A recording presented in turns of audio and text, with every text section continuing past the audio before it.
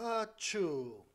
예, 오늘은 포켓몬 카드 수집이 아이에게 미치는 좋은 영향에 대해서 한번 알아보고자 합니다.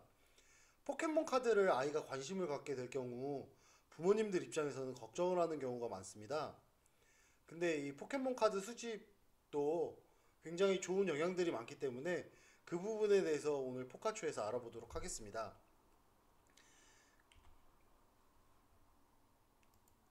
가장 먼저 이 포켓몬 카드를 수집을 하게 되면은 좋아하는 카드들을 모으기 위해서 자제력이 생깁니다.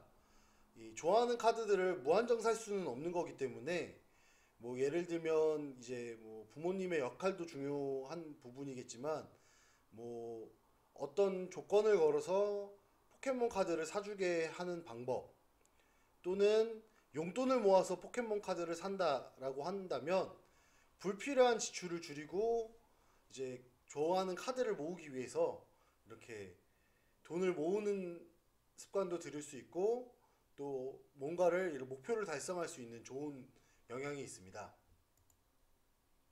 두 번째는 이 포켓몬에 굉장히 많은 캐릭터들이 있기 때문에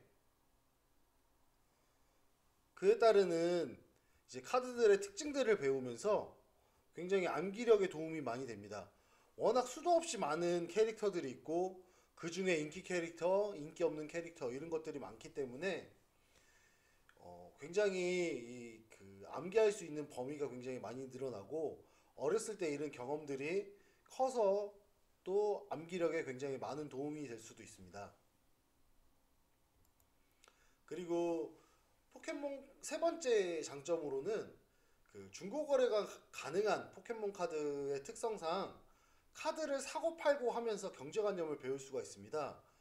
예, 고등학교 때 경제를 배우게 되면 수요와 공급의 원리, 그리고 수요와 공급의 균형, 그리고 수요 곡선의 이동, 공급 곡선의 이동, 뭐 이런 부분들을 배우게 될 때 정말 아무것도 모르는 아이들 같은 경우는 전혀 새로운 걸 배우기 때문에 그걸 암기를 해서 어떻게든 시험을 준비를 하려다 보니까 이해도 안 되는 부분을 암기를 하려다 보면 더더욱 암기가 안 되겠죠. 그러면 이제 공부를 포기하는 형태도 나오게 되는데, 이 포켓몬 카드를 통해서 뭐 좋아하는 카드를 웃돈을 주고 사고, 아니면 좋은 카드를 웃돈을 주고 팔아보고 하다 보면은 자연스럽게 이 경제관념을 배울 수가 있습니다.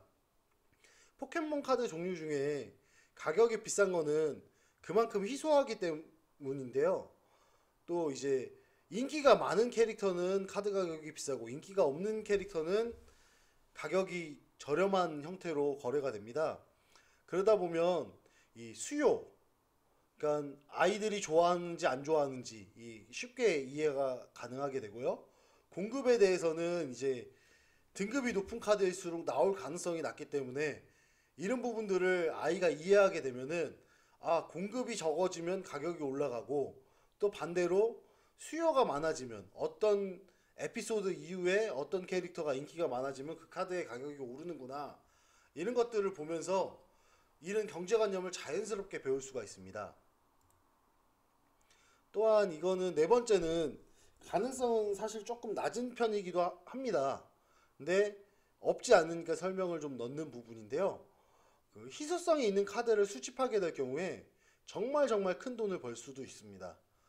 그 포켓몬 카드가 되게 어른들 입장에서는 되게 뭐라고 해야 되나, 우스워 보일 수도 있고 좀 되게 쓰잘데기 없는 거라고 보일 수도 있는데, 정말 희귀하게 나왔던 카드들 같은 경우는 굉장히 큰 돈의 거래가 되는 경우가 있습니다. 지금 포켓몬 기록상으로 가장 비싸게 거래된 카드 같은 경우는 10억이 넘습니다.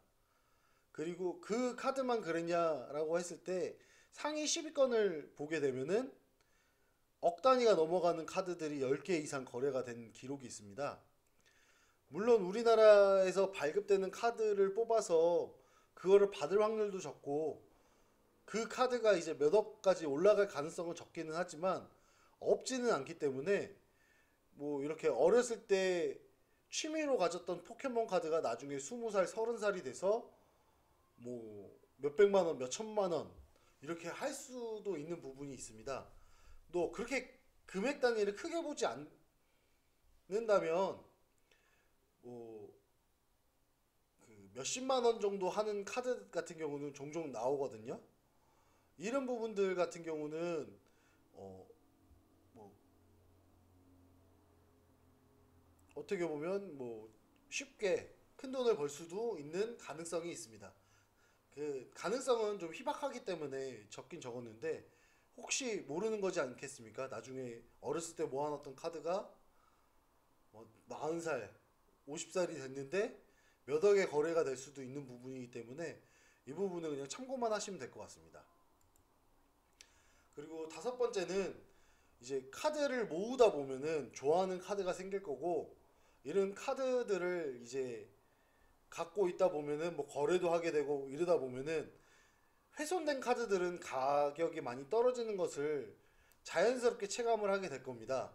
그러다 보면 자연스럽게 이 카드가 훼손이 되지 않기 위해서 좀 아끼는 법을 배우게 될 텐데요. 이 카드를 아끼는 것 자체가 카드에만 국한되지 않고 나중에 본인이 어떤 옷이 마음에 들었다라고 하면은 옷을 아껴 입는다든가 아니면 다른 물건이더라도 좋아하는 물건이 생기면 그 물건을 아끼는 법을 자연스럽게 배울 수 있습니다. 이렇게 다섯 가지 정도 제가 뽑아봤는데요.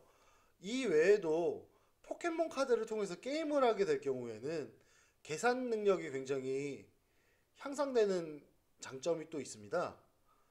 그리고 이제 부모님들께서 많이 걱정하는 것 중에 하나가 아이가 이런 부분에 좀 너무 많은 관심을 쏟아서 하루 종일 뭐 포켓몬만 바라보고 있고 포켓몬 유튜브만 보고 이러면 많이 걱정을 할 텐데요.